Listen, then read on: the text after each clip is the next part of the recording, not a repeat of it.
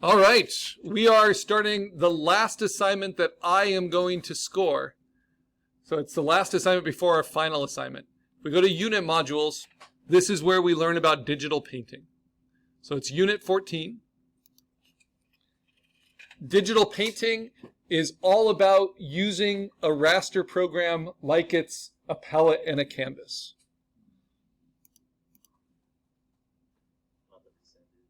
That's your code. In digital painting, you use a program like Photoshop or Photopea like it's a canvas and a palette, and you have unlimited number of paints, and you just control every pixel directly to make the end product you want. So you can start, like it's shown in these examples, with kind of a basic shape sketch if you're doing a portrait, and then you just paint layer upon layer until you get what you want, just like you would on a canvas or on a piece of paper. Question of the day 4 is part of this unit, and we're going to discuss this next class. It asks you about all of the issues with digital art and its authenticity, right? Especially now that we have like AI generative imaging thrown into the mix. And so I have a lot to say about this. There's a lot to understand about this. And it used to be that digital painting, if you ever saw a digital painting, you knew how it was created.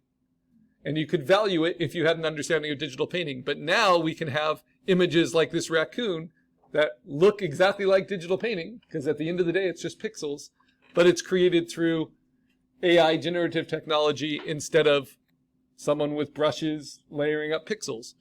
So there are a lot of artists that use all these techniques together. So go ahead and answer this question with your own thoughts, with 100 words or more to get credit, and then we'll discuss it in class next class. But what we're doing for this is definitely not AI-generated imagery. We're not doing prompt engineering.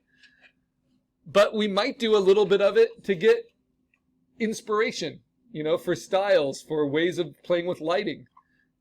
I'm not afraid of these tools. I just wanted them to be empowering instead of replacement, right? But what we're going to do is we're going to pick a subject matter, and we're going to do a blank background, and you're going to digitally paint it in your own chosen style, whether it's a caricature, whether it's trying to be photorealistic, whether it's a mix of your own choices. And the reason we do a blank background is we can always add a background behind it later. And the two subject matters you can choose from are either a portrait from the shoulders up or an animal head to toe. And we have lots more past student examples in the imgers. And I've demonstrated this in different ways every semester in the past. So for this class, this is our Adobe class. We're going to be using Photoshop. I give you a few links to like speed painting tutorials, but you can copy old masters. You can try to go for this 80s airbrush look. Sometimes you're painting directly over photographic imagery. That's called rotoscoping. I don't think that's the best way to go, though that's how this artist works, simply because all the limitations of the photo become the limitations of your artwork, right? Because you don't have any control of the composition, of the lighting, of the contrast. And so instead, if I'm doing a portrait of Beyonce, I'm going to get lots of photos of Beyonce from different angles and then kind of create my own ideal vantage point. But I'll demo that a little bit. And then there's kind of two approaches as well. You can have the sketching heavy approach, which is kind of line-based to start with, though a lot looser than digital inking. And then building up color on top of those lines until you get what you want. Or you can start working with like big shapes right away and then kind of find your way in the shape. So this is called shape painting, and then this is based on sketching. Color palette also matters a lot, right? And kind of defining your shapes and your palette as you go. And this is where inspiration can be really helpful. So, some past student examples. You can only post 2 things for this.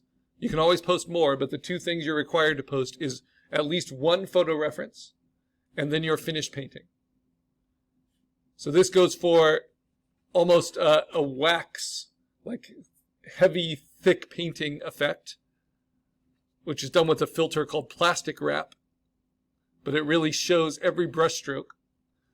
And then this is meant to mimic more like watercolor and more transparency, even though they're all just digital processes. Okay, my inspiration, what I'm going to try to do is I'm going to start a series. I always have these ideas and then they peter out. But I'm going to try to do some of the people from the Hollywood Squares. This is an old TV show from the 80s and the 70s. Lots of wild personalities that are mostly dead now. Whenever I do portraits of celebrities, I try to do deceased celebrities. It makes the usage rights of their celebrity profile a little bit easier. So I'm thinking of doing Rip Taylor here. So very outlandish character, big mustache. These are my photo references. I could find more. I'm going to do something that's in between these two. When I do full front view, it's very limiting, right? It's better to do something that's somewhat like a 3/4, especially if it's not someone that's instantly recognizable. So I'm going to do a kind of a combination of these two.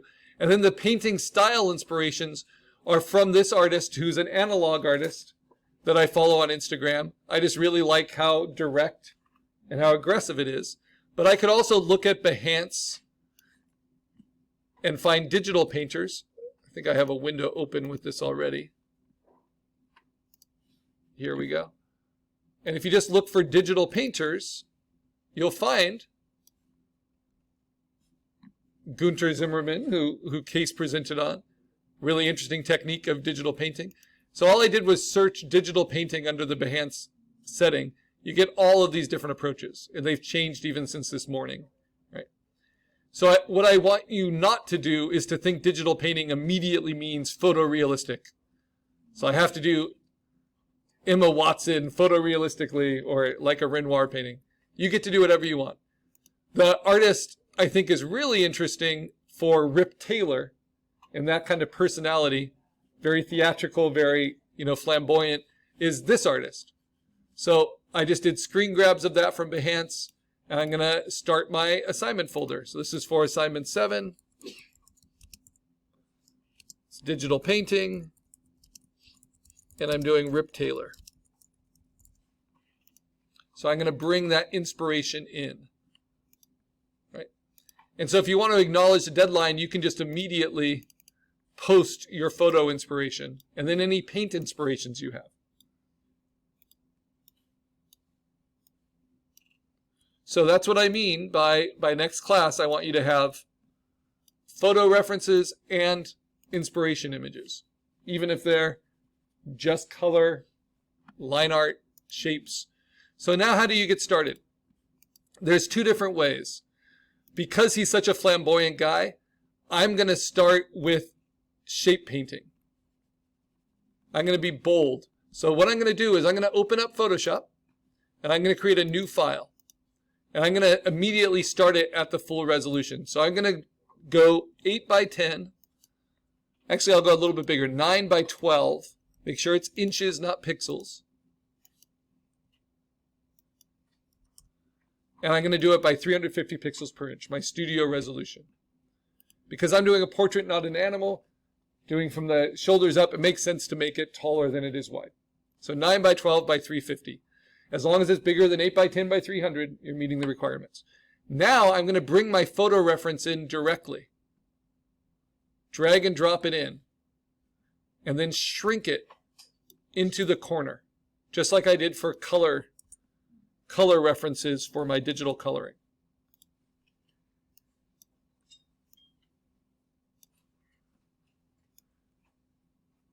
Now I'll show you next class how if you want to do kind of a sketch-based thing, once you have your photo reference, I could enlarge this and then on a new layer kind of trace some basic shapes, try to figure out the way to lay it out, but then I'd be limited by that photograph. But then you can always play with warp and, adjust your shapes, just like we played with our logo types or played with our sketches before. The other thing I'll bring in are some of these color references. And I don't need to bring them all in, these kind of stylistic inspirations, but some that I think will be really useful.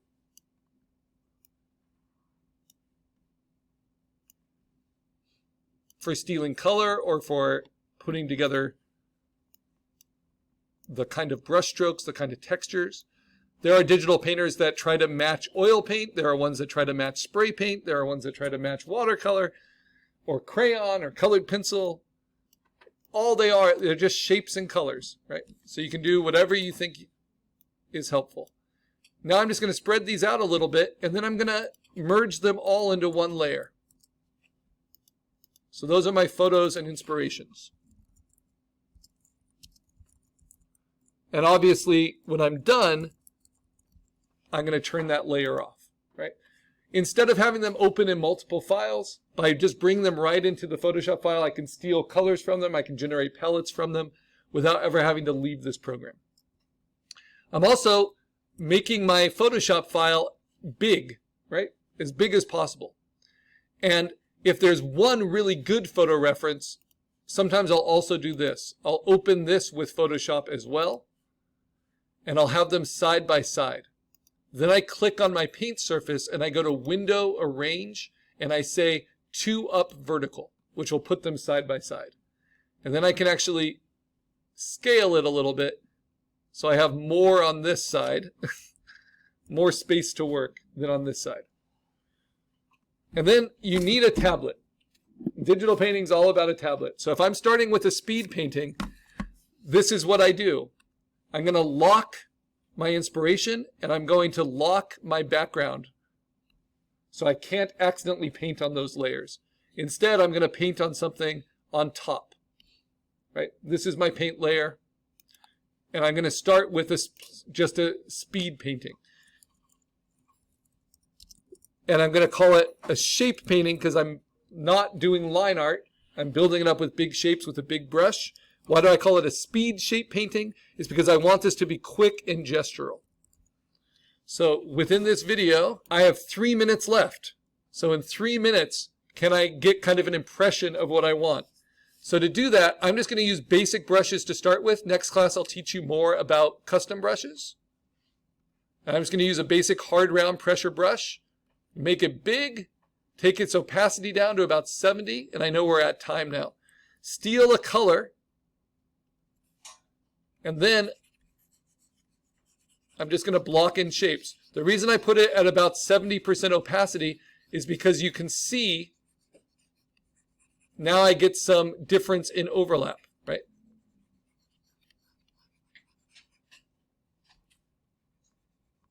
So I'm just laying this out, and this will get us started for next class once you have your photos.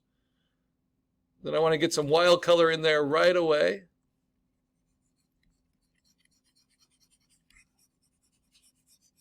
And what's great about digital as opposed to oil painting or something, or watercolor, is I can always edit and change. But I want to get this mustache in, and the highlights on the nose, on the cheeks,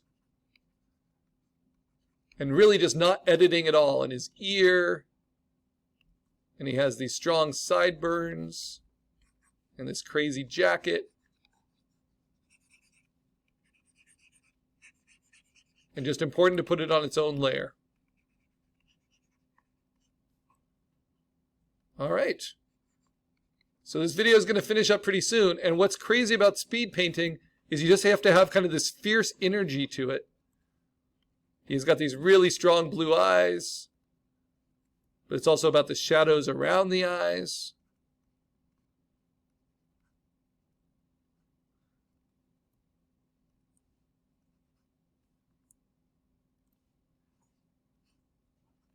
And I'm not erasing anything, I'm just staying on the brush. And I'm just going to let this video finish up, but that will be it for today. So for next class, know what you're going to be painting. Bring in your inspirations and your photo reference. And I'll show you kind of the sketch approach. But in under 3 minutes, I already like how this is starting to develop. Yes. Awesome, thank you.